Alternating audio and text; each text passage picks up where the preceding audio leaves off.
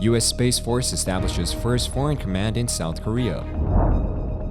New Zealand bans future generations from buying tobacco. EU strikes deal on world's first carbon border tariff. Bernard Arnault becomes the world's richest person. Iran protests drives up numbers of imprisoned journalists worldwide. Australia vies for Pacific influence with new security deal. BTS member Jin begins military duty. European Film Awards recognizes Ukrainian film industry.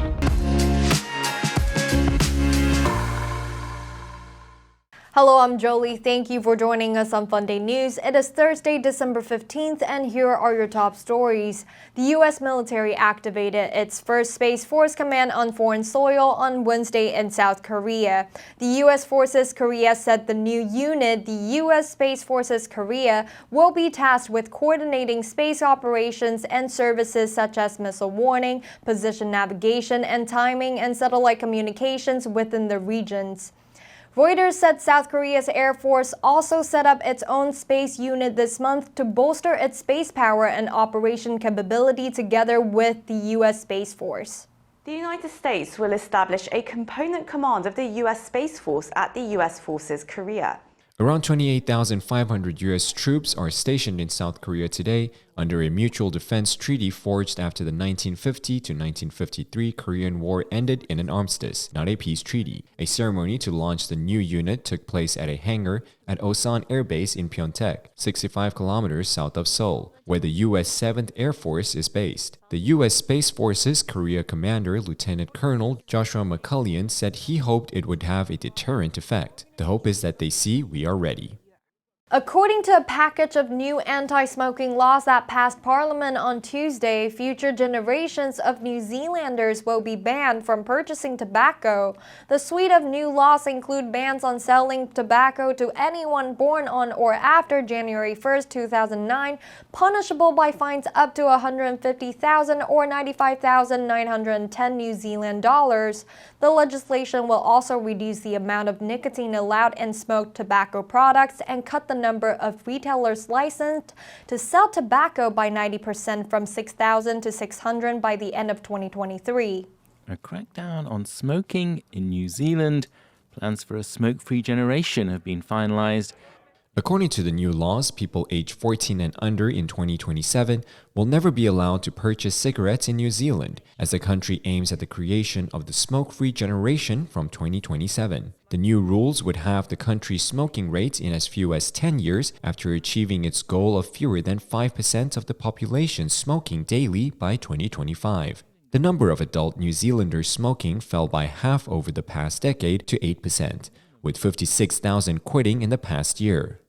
The European Union struck a political deal on Tuesday to impose a carbon dioxide emissions tariff on imports of polluting goods. The world-first scheme aiming to support European industries as they decarbonize will impose CO2 emissions costs on imports of iron and steel, cement, fertilizers, aluminum, and electricity.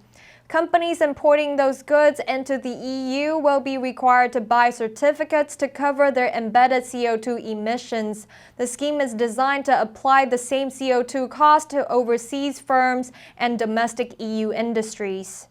In another step towards a greener Europe, Brussels has provisionally agreed a carbon dioxide tariff on imported polluting goods at Europe's borders. Some details on the law, including its start date, will be determined later this week in related negotiations on a reform of the EU carbon market. Brussels has said countries could be exempt if they have equivalent climate change policies to the EU, and suggested the United States could dodge the levy on this basis. But the EU plans has faced criticism from countries including China. The tariff is designed to help the world avoid disastrous climate change by cutting EU emissions 55% by 2030 from the 1990s levels.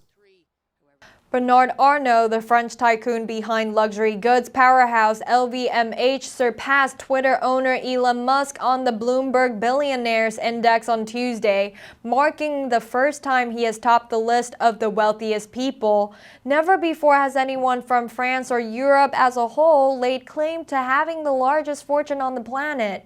The 73-year-old has long been a mainstay in wealth rankings, but unlike Musk and other brash billionaires, makes only rare public appearances and isn't personally active on social media. Bernard Arnault and his family have become the world's richest on Forbes billionaires list. Arnault, worth an estimated $170.8 billion, with an estimated $10.3 billion in cash and other assets based on analysis that includes dividends, taxes, and charitable contributions. Paris-based LVMH generated €64 billion or $68 billion in sales last year, a sharp rebound from the depths of the pandemic in 2020. Arnault and his family own about 48% of the shares in the company. LVMH, Moët Hennessy Louis Vuitton SE oozes extravagance, with 75 labels ranging from Dom Perignon to Christian Dior to Tiffany.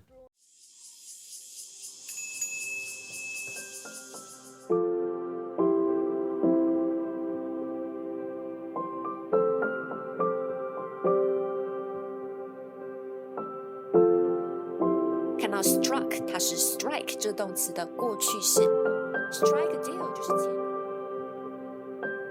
学习，享受一个人的美好时光。FUNDAY 英语。According to a report by Reporters Without Borders (RSF) published Wednesday, Iran's protest crackdown has helped push the number of journalists imprisoned worldwide to a record high of 533 in 2022. The France-based NGO said more than half are detained in just 5 countries, with China leading the world's biggest jailer of journalists with 110, followed by Myanmar 62, Iran 47, Vietnam 39, and Belarus 31. RSF said Iran is the only country that was not part of the list last year. RSF said Iran had locked up an unprecedented 47 media professionals since protests broke out in September, including 15 female journalists. The NGO highlighted the case of Iranian Niloufa Hamadi and Ilahe Mohammadi, who drew attention to the death of 22-year-old Mahsa Amini and now face a potential death penalty. RSF noted the number of women journalists in prison is also at an all-time high worldwide, rising from 60 to 78 since 2021, largely due to the greater number entering the profession. Australia has signed a new security deal with Oceania island country Vanuatu as part of an ongoing competition with China for influence in the Pacific. The new security pact covers humanitarian assistance, disaster relief, law enforcement, cybersecurity, defense, border security, and maritime safety. The full text of the agreement has yet to be released. Australian Foreign Minister Penny Wong told reporters Tuesday in the capital of Port Vila that we're deeply proud to be Vanuatu's principal security partner of choice.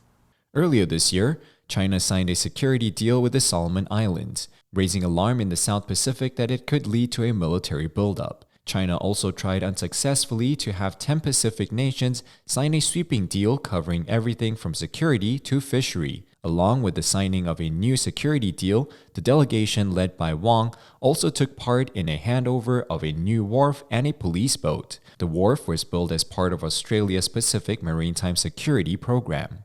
The oldest member of K-pop supergroup BTS, Jin, began his 18 months of mandatory military service at a frontline South Korean boot camp Tuesday as fans gathered near the base to say goodbye to their star Jin, who turned 30 earlier this month, entered the boot camp at Yancheon, a town near the tense border with North Korea, for 5 weeks of basic military training together with other new conscript soldiers. The South Korean Defense Ministry said the training involved rifle shooting, grenade throwing, and marching practices.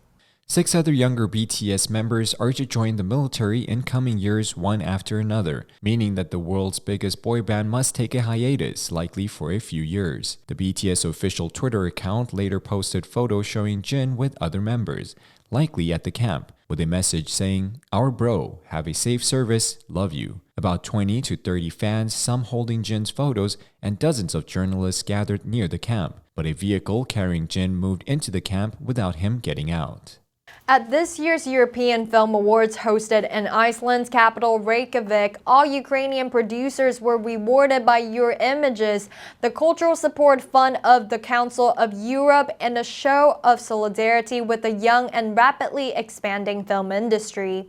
Ukrainian producer and former director of the Odessa Film Festival, Julia Sinkovic, received the award on behalf of her peers, many of whom are risking their lives on the front line. Most Ukrainian producers have decided to remain in their war-torn homeland. Julia Sinkovic said, "It's a great honor to represent all the Ukrainian producers here and to receive these awards during these turbulent and tragic times Ukraine is going through." Several Ukrainian films, including fiction and documentaries, were nominated for the European Film Award 2022, but it was Mariupolis 2 by Mantas Skredarovičius, which posthumously received the award for Best Documentary. The Lithuanian filmmaker was murdered by the Russian military during the siege of the Ukrainian city Mariupol in April. FUNDAY News will help you sharpen your English skills and keep you informed about international current events. If you want to know more about our other programs and keep learning about the world's most important topics in English, please click the link in the description below to join FUNDAY for free. I'm Jolie, your host, and I'll see you next time.